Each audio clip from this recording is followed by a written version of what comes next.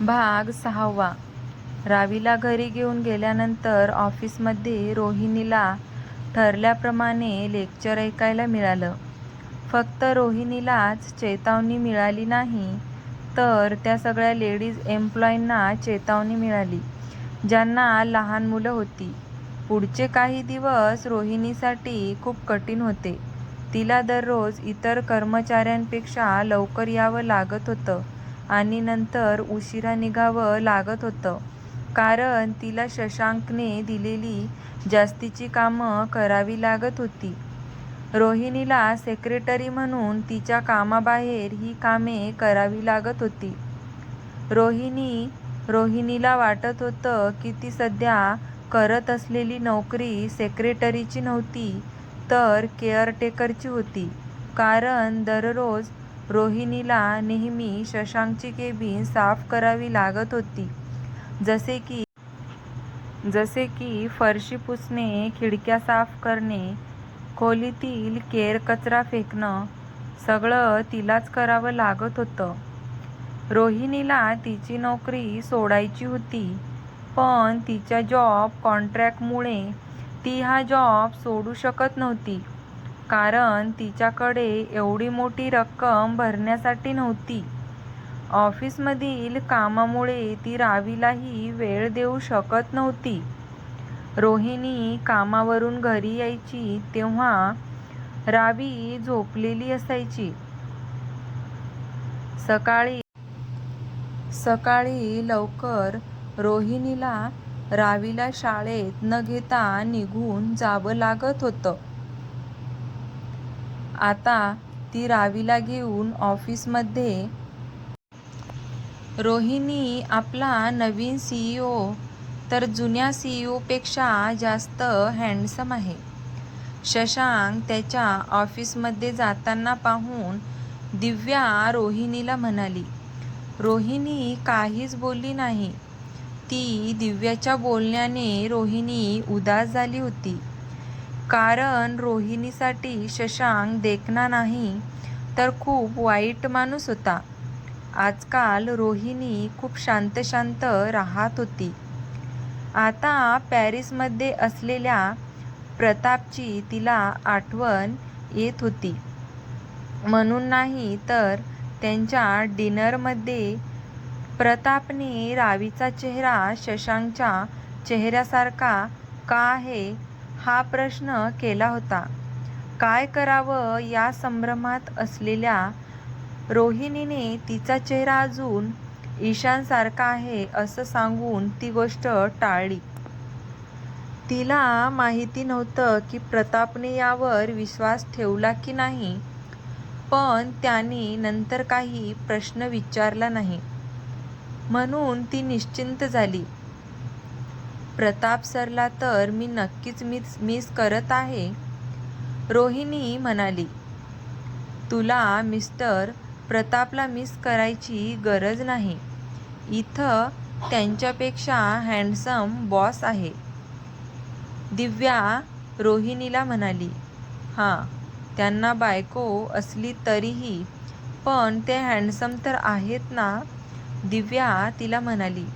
नको असला हँडसम खडूस माणूस, रोहिणी चिडून म्हणाली. खरं तर ही कंपनी त्याचीच आहे, हे मला सुरुवातीपासून माहीत असतं तर मी इथे नोकरीसाठी कधीच अर्ज केला नसता.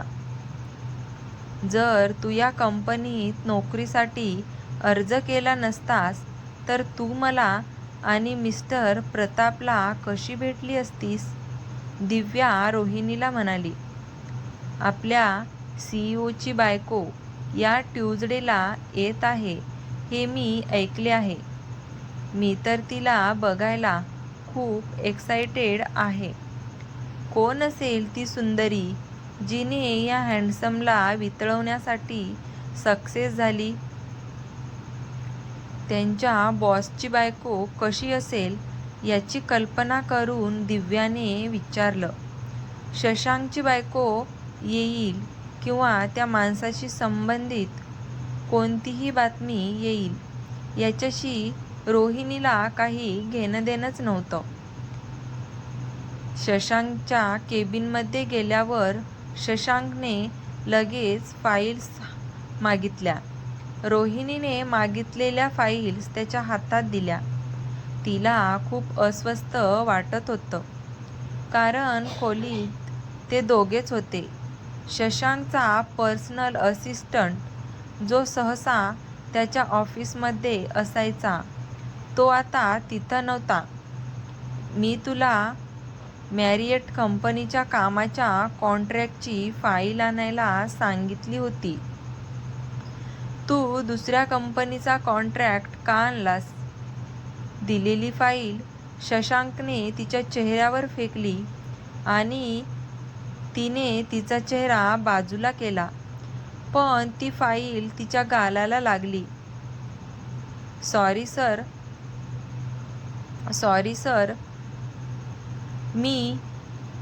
तू खरंच या कामाच्या लायक आहेस तरी का?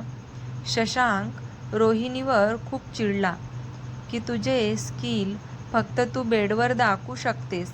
शशांक खूप ओरडला. रोहिणी खूप घाबरली. घाबरलेल्या रोहिणीने आता रागाने हाताच्या मुठी आवळून धरल्या. तिच्या गालावरची जखम तितकी दुखत नव्हती जेवढं शशांककडून पुन्हा अपमानित झाल्यामुळे तिचं मन दुखत होतं. शशांकचं हे वागणं तिला अजिबात आवडलेलं नव्हतं. हो, तुझं बरोबर आहे. माझी स्किल फक्त बेडवर दाखवून मी पुरुषांना खुश करू शकते, आणि त्यापेक्षा एक तू आहेस, रोहिणी चिडून म्हणाली. शशांकचा चेहरा रागाने कठोर झाला होता. त्याने रागात त्याचा हात डेस्कवर आपटला. तो रोहिणीकडे गेला. मग त्याने तिचा जबडा घट्ट पकडला आणि मारलं. काय म्हणालीस? तू त्या पुरुषांपैकी एक आहेस जे माझ्यामुळे समाधानी झाले, रोहिणी शशांकला म्हणाली. खरंच का? शशांकने हसत विचारलं. तुझ्याकडून सॅटिस्फाय होऊन कसं वाटतं हे मी विसरलोच रोहिणी. त्यामुळे मला त्याची आठवण करून देण्यात काही नुकसान नाही, बरोबर ना? शशांकने त्याच्या खोलीतील सोफ्यावर रोहिणीला ढकललं. नंतर त्याच्या ऑफिसचा दरवाजा लॉक करण्यासाठी बटन दाबलं. यावेळी शशांक रोहिणीला चांगलाच धडा शिकवणार होता, कारण तिने त्याला उलट उत्तर दिलं होतं. शशांकला हे सिद्ध करायचं होतं की रोहिणी बदल्याचं फक्त नाटक करत आहे, कारण एक कॅरेक्टरलेस बाई नेहमीच कॅरेक्टरलेस असते. रोहिणीने शशांकला मागे ढकललं, जो तिला किस करण्याचा प्रयत्न करत होता. प्लीज नको, रोहिणी ओरडली, पण त्याने तिच्या ओठावर जबरदस्ती किस केला. शशांक प्लीज. शशांक तिच्या शर्टचे बटन काढू लागला तेव्हा रोहिणी खूप ओरडली. का? तुला तर हे सगळं करताना मजा वाटते ना? सगळे बटन काढून तिने घातलेला शर्ट ओढताना शशांक हसत म्हणाला. अरे, असंही होऊ शकतं की तुला फक्त ईशान हवा आहे. रोहिणीने डोके हलवलं. दोन्ही हाताने स्वतःच्या समोर शरीर झाकण्यासाठी ओलांडले. मला कोणाचाही स्पर्श नको आहे, खास करून तुझा. प्लीज सोड मला. रोहिणीच्या बोलण्यावर शशांक जोरजोरात हसला. चीप बाईला पुरुषाचा स्पर्श कसा नको असेल? मी काही चीप नाही. शशांकने पुन्हा तिला किस केल्यामुळे ती पुढे बोलू शकली नाही. प्लीज नको, रोहिणी रडत रडत ओरडली. एकदा तू मला प्रोस्टिट्यूट बनवलंस, पुन्हा असं करू नकोस. ती रडत रडत खूप ओरडली, ज्यामुळे शशांक गप्प बसला. प्लीज मला पुन्हा चीप बनवू नको.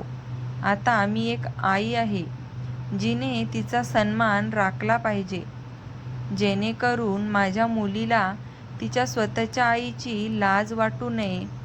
रोहिणी